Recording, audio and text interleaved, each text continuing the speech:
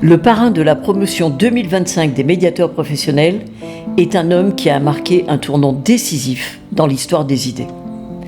René Descartes n'a pas seulement changé la manière de penser de son époque, il a ouvert une voie qui allait façonner la philosophie, les sciences et la conception même de l'individu pendant des siècles.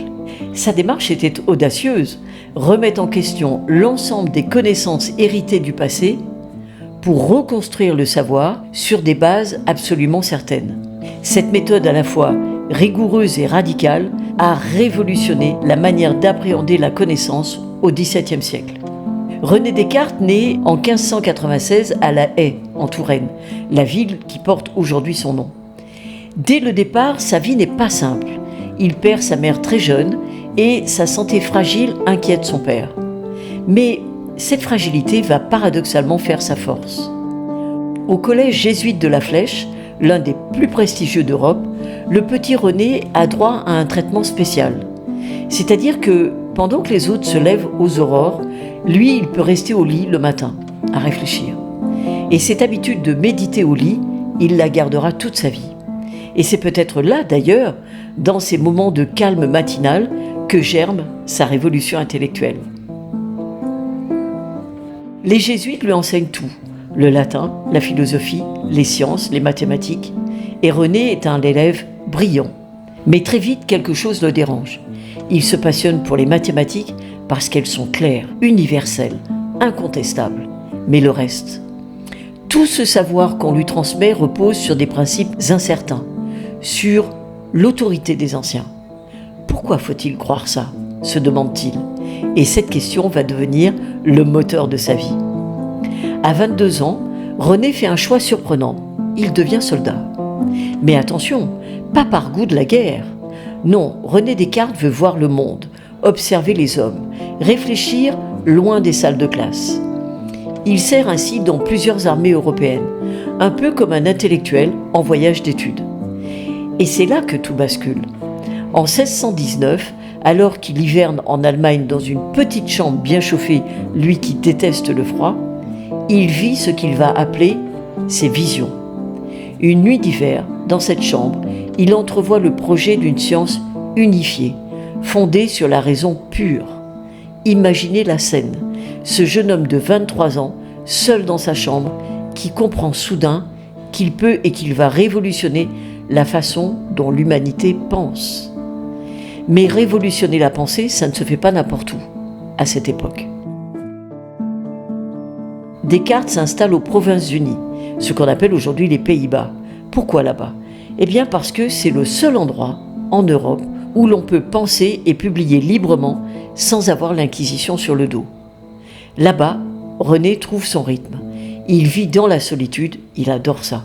Il correspond avec les plus grands savants européens et surtout, il écrit.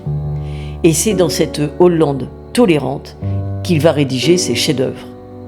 En 1637, Descartes fait un coup de génie éditorial.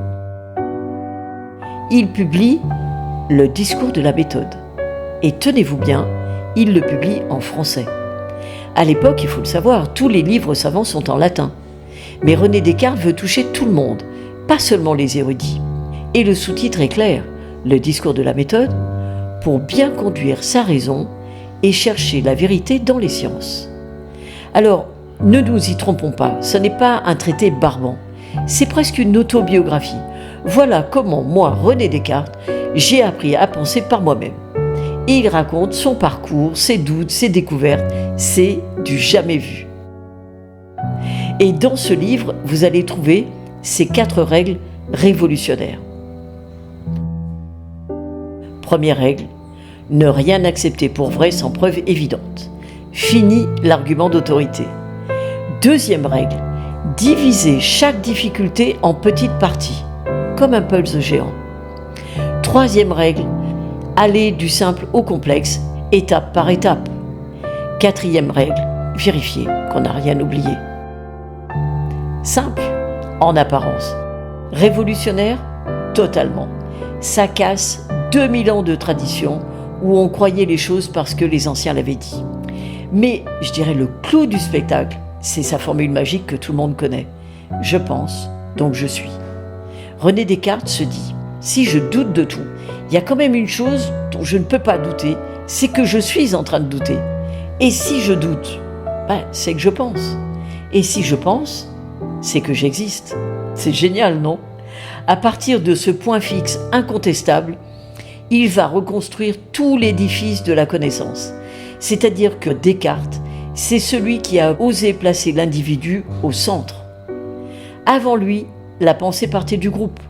L'homme se définissait par sa place dans un tout. Descartes, lui, commence par le « je ». Et cette idée va bouleverser l'Occident. Elle ouvre la voie à l'autonomie, aux droits de l'homme, à la démocratie. Tout cela part de cette petite phrase « je pense, donc je suis ». L'individu moderne vient de naître.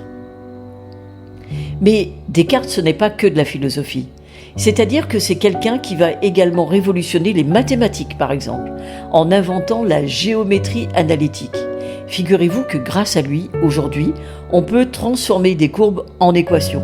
Eh bien, sans cette invention, pas d'informatique moderne. Mais ça, pour lui, c'est une activité secondaire, c'est de la détente. Par ailleurs, René Descartes, c'est pas non plus un kamikaze intellectuel. Quand Galilée se fait condamner en 1633 pour avoir dit que la Terre tourne, Descartes prend peur. Il retarde la publication de certains de ses écrits, non pas par lâcheté, par stratégie. Mieux vaut diffuser ses idées lentement plutôt que finir comme Giordano Bruno sur un bûcher. Et cette prudence lui permet de continuer son œuvre tranquillement dans ce refuge hollandais, entouré de ses livres et de ses réflexions. En 1649, la reine Christine de Suède l'invite à Stockholm pour lui donner des cours de philosophie. Flatté et peut-être amoureux, René accepte. Mais voilà, cette reine a la manie de vouloir étudier à 5 heures du matin. Lui qui adore faire la grasse matinée, le voilà obligé de se lever aux aurores en plein hiver suédois. Et son corps fragile ne résiste pas.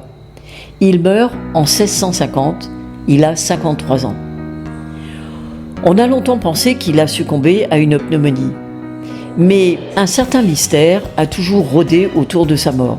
Et dans les années 2000, un historien allemand a ravivé ce doute en avançant l'hypothèse d'un empoisonnement à l'arsenic.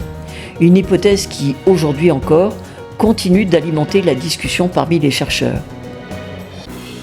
Alors aujourd'hui, qu'est-ce que Descartes nous lègue ? Pas seulement des théories, mais une attitude.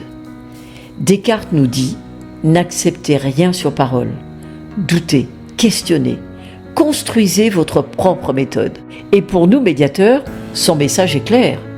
Examinons chaque situation avec rigueur, distinguons ce qui est certain de ce qui ne l'est pas, et n'ayons pas peur de remettre les compteurs à zéro quand c'est nécessaire. Parce que Descartes nous apprend que le doute n'est pas un ennemi, c'est un outil, que la raison n'est pas froide, elle est libératrice, et que penser par soi-même, ce n'est pas de l'arrogance, c'est du courage. Alors, à nous de nous en servir, et moi je vous souhaite un excellent symposium.